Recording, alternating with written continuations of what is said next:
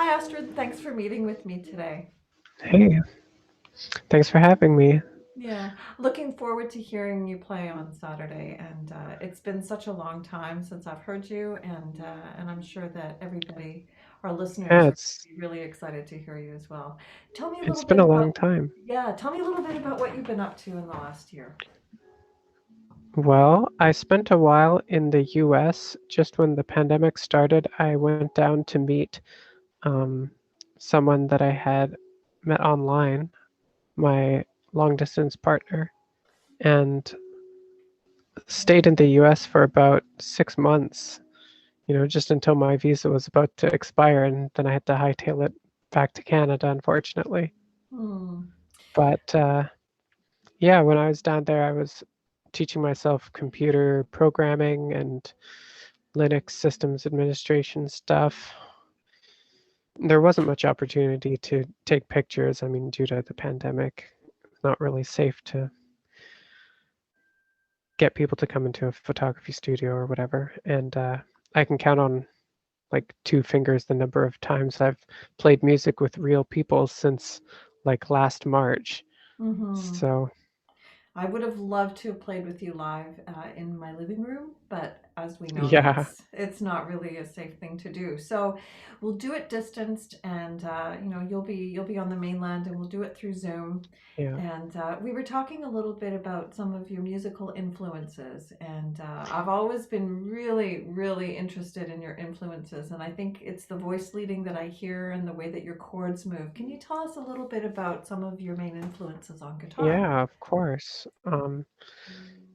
If someone asked me like what kind of music do I play, it would be hard to describe it because I think I mean, it could fall under the jazz umbrella because that's a very big genre.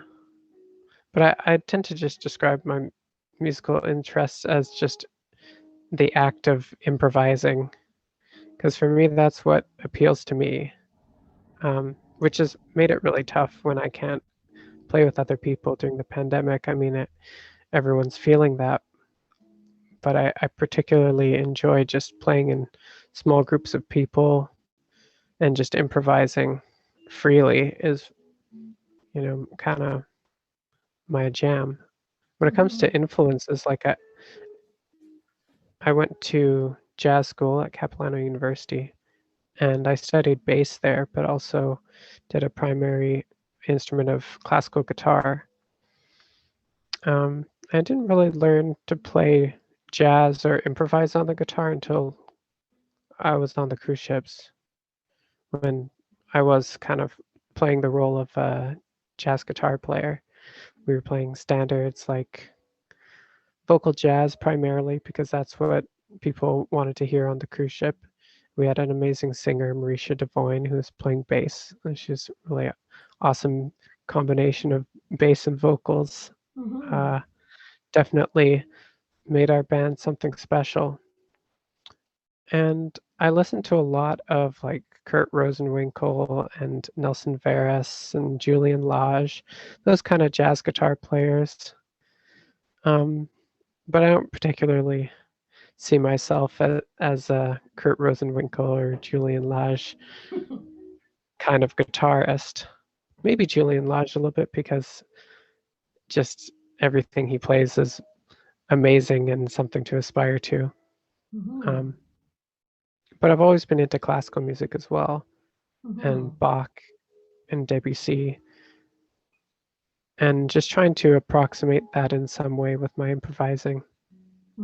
Yes, I hear. So what I really love about your playing again is hearing all the lovely inner voices and the movement of one chord to another, to another, to another. And I know that a lot of times you're just improvising these things.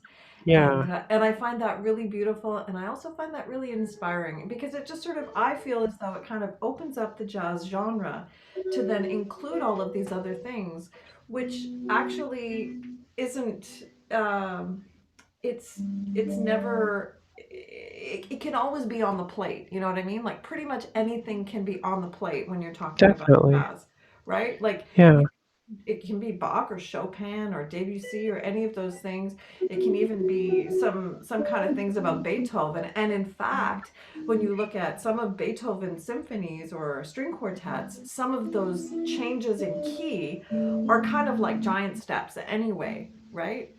So changing Yeah. key in steps of thirds are something that's been around for a long time, but not until those jazz standard people writers, the people that were writing the jazz standards, realized, oh, I can throw that into my jazz standard, and then somebody will, sing it in a musical, and oh, then a saxophone player might actually play it, like Stan Getz is going to then play it.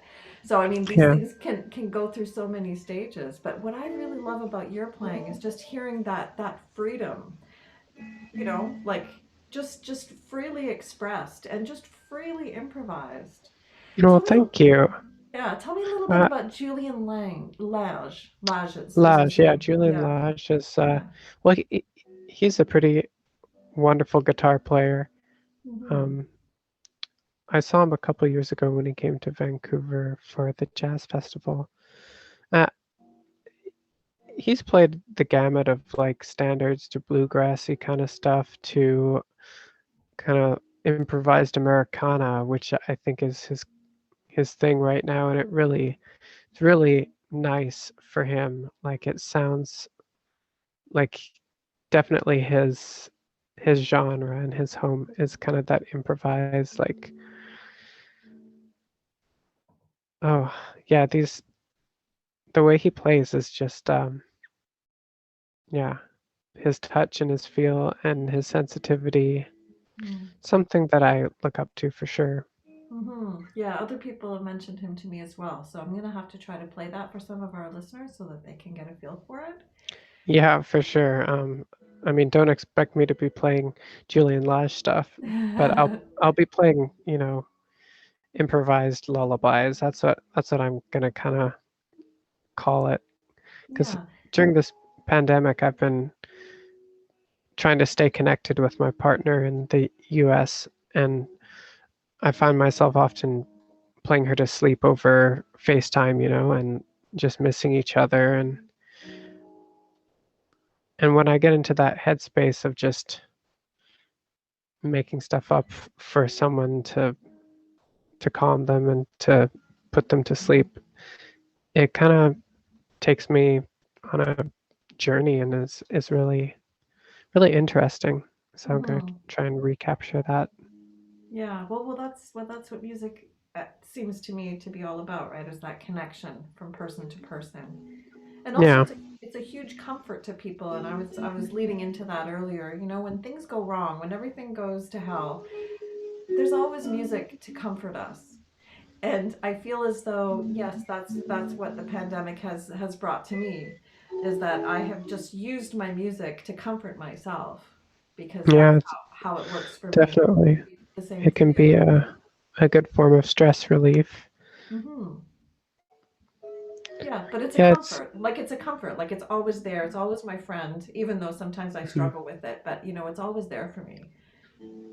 Yeah, it's an endless source of entertainment too, because musicians are always trying to get to the next level as they imagine it or whatever that may be. Well, I can't wait And to hear what you're going to be imagining on Saturday. yeah, thanks. Okay, and so we'll see Astrid and we'll hear Astrid again on Saturday on Zoom. And so I will send out to everybody the link and an invitation to come and hear us. And so we'll be here. And thanks for joining me again, Astrid. Thanks. I'll stop recording.